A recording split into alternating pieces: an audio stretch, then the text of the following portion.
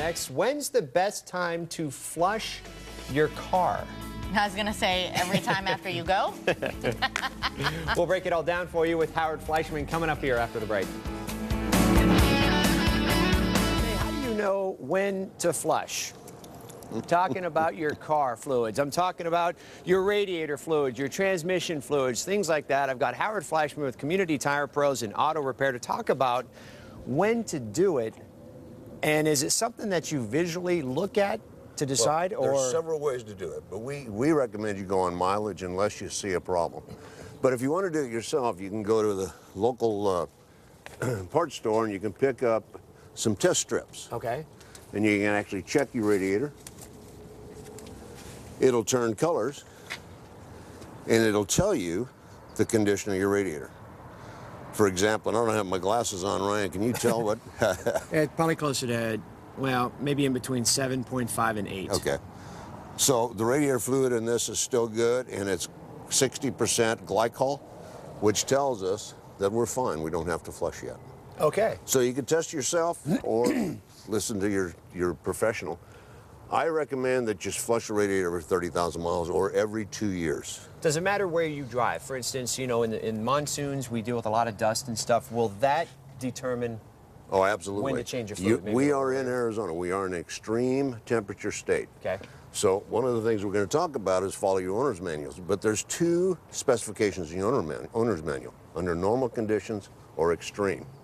For example, my SSR that I usually have here calls for a transmission flush at 60,000 miles.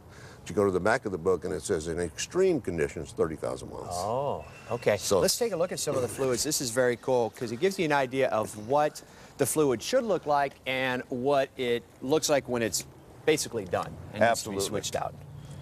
This is contaminated fluid. Now, which fluid is this? This is transmission. Okay. Okay. But you've gone too far. When it gets to look like this, you've already done some damage. Is this what it looks like brand new, right? This is what it looks like brand new. This is what it should look like when you get ready to flush it. Okay? Divided, huh?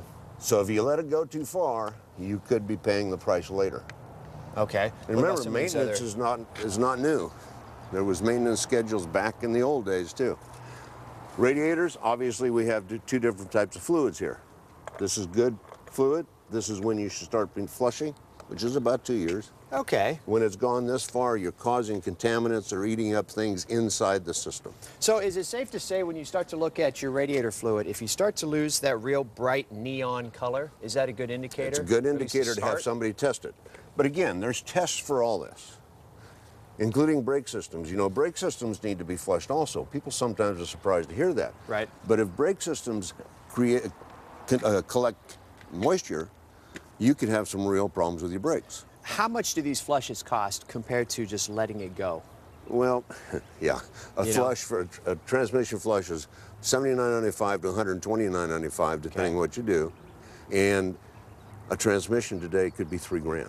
If you don't do it in that. If you don't do it, if you don't stay on top of maintenance, maintenance is the key. Right. Okay. Howard, thank you very much. I know 79 to 130, that's still a lot of money, but the consequences of not doing it are a lot bigger. Thanks a lot. Appreciate coming out here.